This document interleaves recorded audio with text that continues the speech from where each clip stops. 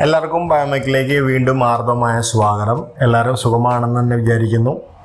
ഇന്ന് നമ്മൾ ചെയ്യുന്നത് ബയോമെക് 10L എന്ന് പറയുന്ന മോഡലിൻ്റെ വീഡിയോ ആണ്. അത് ചെയ്യുന്നത് നോർത്ത് പറവൂർ ഡോക്ടർ കസീന എന്ന് പറയുന്ന ആളുടെ വീട്ടിലാണ്. അദ്ദേഹം ഒരു ഡെൻറ്റിസ്റ്റാണ്. ഇതിനു മുമ്പ് നമ്മളൊരു വീഡിയോ ചെയ്തിരുന്നു.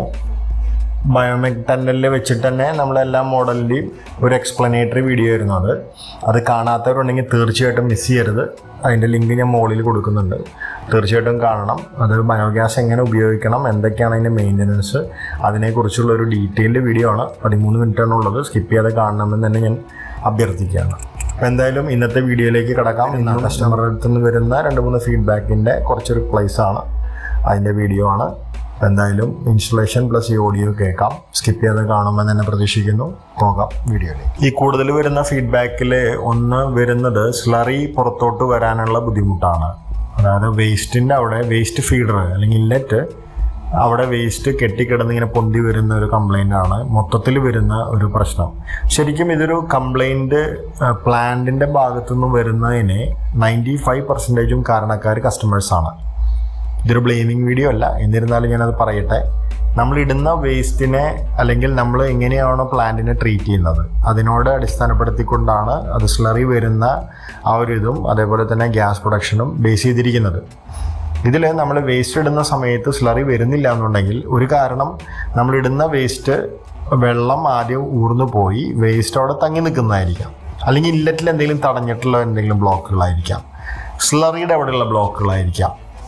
ഈ 3 കാരണമാണ് മെയിനായിട്ട് വരുന്നത്. പിന്നെ വെള്ളം കുറഞ്ഞാലും ഇങ്ങനെ ഒരു കാരണം കാണിക്കാറുണ്ട്. ഈ 4 കാര്യങ്ങളും നിങ്ങൾ നോട്ട് ചെയ്യുകയാണെങ്കിൽ തീർച്ചയായിട്ടും ഈ ഒരു പ്രശ്നം ഇതൊരു കംപ്ലൈൻ്റ് ആയിട്ട് നമുക്ക് ഇപ്പോഴും കണക്കാക്കാൻ പറ്റില്ല. കാരണം കംപ്ലൈൻ്റ് എന്ന് പറഞ്ഞാൽ പ്ലാന്റ് നിലച്ചു പോകണം. അപ്പോൾ ഇതൊരു പ്രോസസ്സ് കറക്റ്റ് ആവാതെ വരുന്ന ഒരു, അതായത് പ്ലാന്റ് വേറെ രീതിയിലേക്ക് പോകും. ആ ഒരു സിറ്റുവേഷനാണ്. അത് കറക്റ്റായിട്ട് നിങ്ങൾ മെയിൻറ്റെയിൻ ചെയ്യുക. 1 in 3 months ഒക്കെ വരാൻ സാധ്യതയുണ്ട്. അത് നിങ്ങൾ എങ്ങനെയാണോ ഉപയോഗിക്കുന്നത് അതനുസരിച്ചിട്ടാണ് അത് റിസൾട്ട് തരുന്നത്. അങ്ങനെ വന്നാൽ ചെയ്യേണ്ടത് നല്ല വീതിയുള്ള ഒരു ഫ്ലെക്സിബിൾ ഹോസ് വെച്ച് സ്ലറിയുടെ ഉള്ളിൽ ബെൻഡ് വരെ കുത്തി കൊടുക്കണം. അതേപോലെ തന്നെ ഇല്ലറ്റിലും കുത്തി കൊടുക്കണം. അത് 1-2 പ്രാവശ്യം കുത്തി ഇളക്കിക്കൊണ്ട് ചിലപ്പോൾ വരണം എന്നില്ല. അത് ഒരു 15-20 മിനിറ്റോ ചിലപ്പോൾ ട്രൈ ചെയ്യേണ്ടി വരും, ചിലപ്പോൾ അരമണിക്കൂർ ട്രൈ ചെയ്യേണ്ടി വരും. അത്രയും തിക്കായിട്ടായിരിക്കും വേസ്റ്റ് ഇരിക്കുന്നുണ്ടാവുക. അല്ലെങ്കിൽ എന്തെങ്കിലും ക്രോസ് ആയിട്ട് വന്നിട്ട് ആ ഇൻലെറ്റിലും ഔട്ട്ലെറ്റിലും തടഞ്ഞിരിക്കുന്നുണ്ടാവും. അത് നിങ്ങൾ ഉള്ളിലേക്ക് പ്ലാന്റിൻ്റെ ഉള്ളിലേക്ക് വിടണം. അല്ലാത്ത പക്ഷം ഈ കംപ്ലൈൻറ്റ് പരിഹരിക്കപ്പെടില്ല. അത് പ്രത്യേകം ശ്രദ്ധിക്കുക. സ്റ്റൗ മെയിൻ്റനൻസിലുള്ള ഘടകവും ഇങ്ങനെ തന്നെയാണ്. ഒന്ന്, നമ്മൾ നോബ് ടൈറ്റ് ആവുന്ന സമയത്ത് നമ്മൾ ബലം കൊടുക്കും, അത് പൊട്ടും. അതും ലൂബ്രിക്കേറ്റ് ചെയ്യുക. അതേപോലെ വാൾവും ലൂബ്രിക്കേറ്റ് ചെയ്യുക. സ്റ്റൗ അഴിച്ച് നിങ്ങൾക്ക് തന്നെ ക്ലീൻ ചെയ്യാന്നുള്ളത്. അപ്പോൾ എന്തായാലും ഇന്നത്തെ വീഡിയോ ഇത്രയാണുള്ളത്.